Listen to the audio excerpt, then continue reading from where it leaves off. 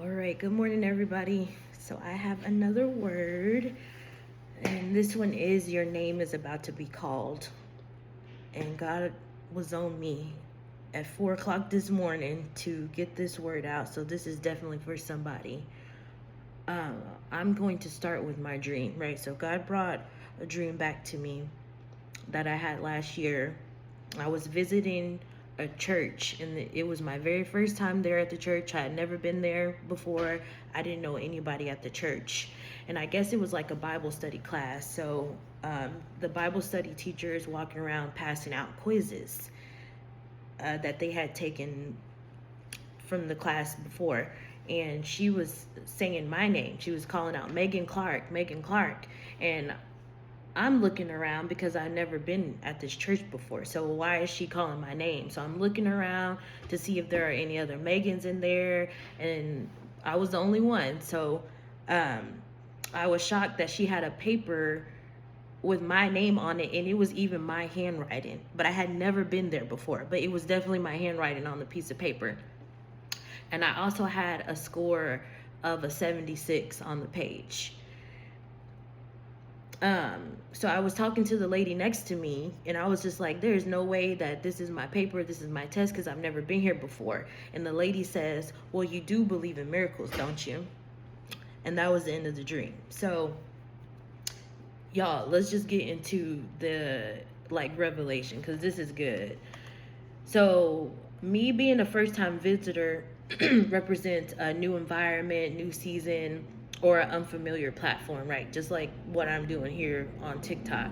And so some of us are stepping into a space where we haven't been explained yet. We haven't proven anything to anybody. We say we're prophets, but nobody really knows who we are, right? So there's grace to the access. It's not earned access. We haven't built a history yet.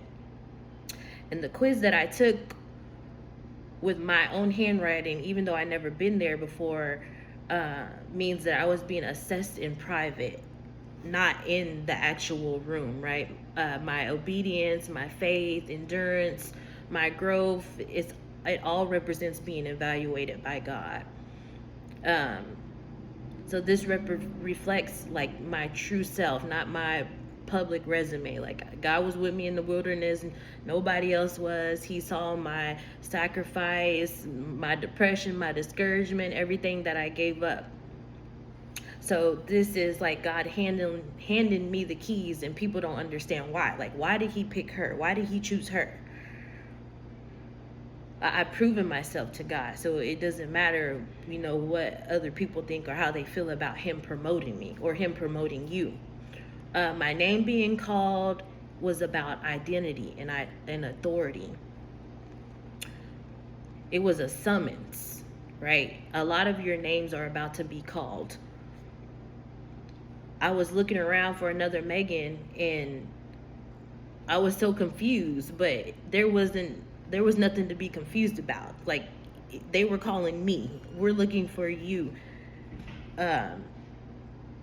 Like, there's only one match, right? There was nothing to compare to. God said, I'm calling you. And so, like, you're about to be called into rooms where that you're unfamiliar with, but the call is definitely going to be for you, and you'll know because God has been speaking to you about promotion and leadership. And it was also about like my shockingness and how stunned I was. Like, when you're promoted and you've gone through your wilderness season, like, there is not a prideful bone left in your body, right? You are humble. So my name being called, me being promoted, it wasn't rooted in like selfish ambition. It was all out of like humble. Like, this is the moment you've been waiting for your whole life, or like, this big opportunity is here, and you're not prideful about it. You're so humble and welcoming to it, and that's how it's gonna be for a lot of us. Like, I don't have a prideful bone left in my body. God often surprises those that he trusts the most.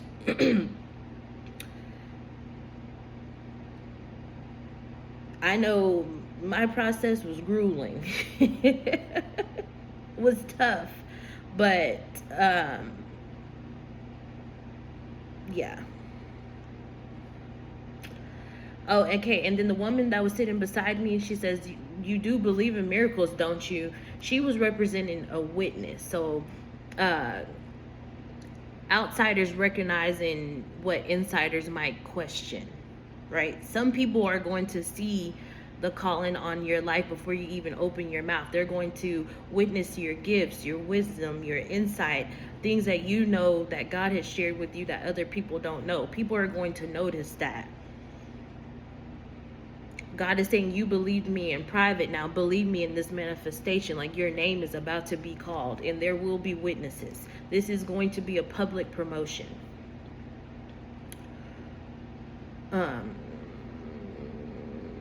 So you're walking into pre-approved assignments, prepared rooms, and favor that bypasses the process, all because of what you gave up and what you went through for God.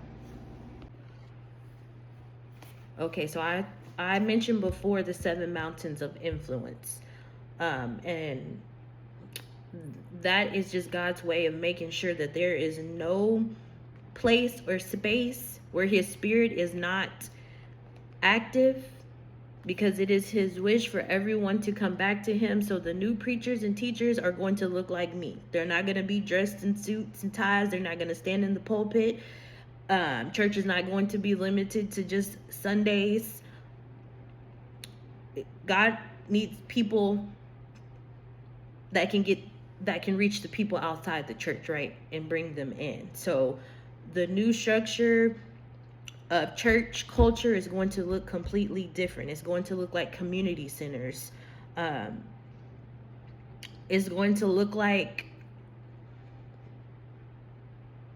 casual hangouts at I don't know if y'all know the tonight's conversation show. It's going to be settings like that where God can reach you anywhere. It's not just going to be inviting people to church anymore.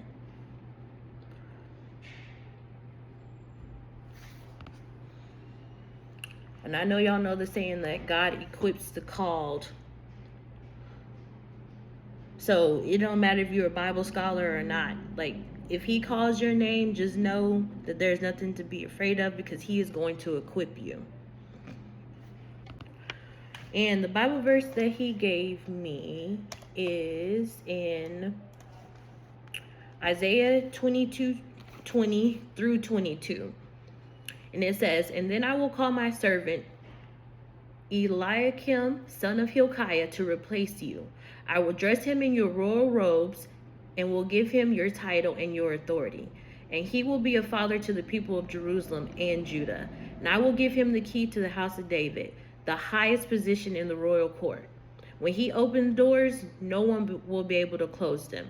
When he closes doors, no one will be able to open them." So this is a verse about Shebna, who was misusing his position. So instead of stewarding people with humility, he was very prideful. He was focused on self-promotion, legacy building, and personal security. This was a time when Assyria was very high-ranking in power, and the Israelites needed a real leader.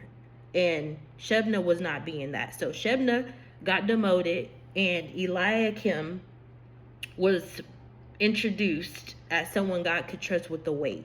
So kingdom promotion is not about visibility and influence. That's why I said in my video the other day, I did not get on here to gain followers. I'm not worried about the numbers. I am here to promote real change. Right? So God wants to know that He can trust you with bearing the weight that's going to come with the call.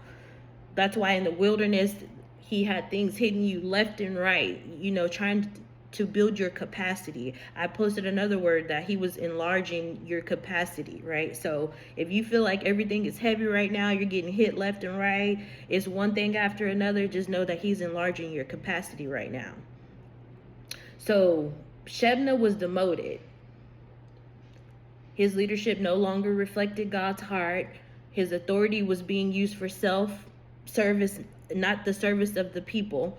And in that moment, it required a fatherly steward, not a self-centered official, right? Now, we know David, King David,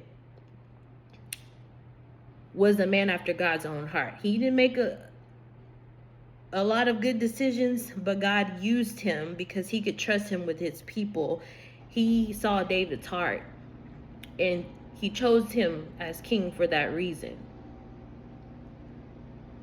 So, also, God gave me Samuel 3, chapter 3, and this is when the Lord calls Samuel. I'm just going to read it really quick. The boy Samuel ministered before the Lord under Eli. In those days, the word of the Lord was rare. There were not many visions.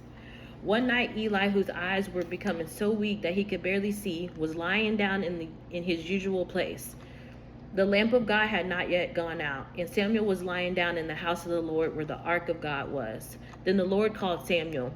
Samuel answered, "Here I am." And he ran to Eli and said, "Here I am. You called me?" Again the Lord called Samuel, and Samuel got up to Eli and said, "Here I am. You called me?" "My son," Eli said, "I did not call you. Go back and lie down." Now Samuel did not yet know the Lord. The word of the Lord had not yet been revealed to him.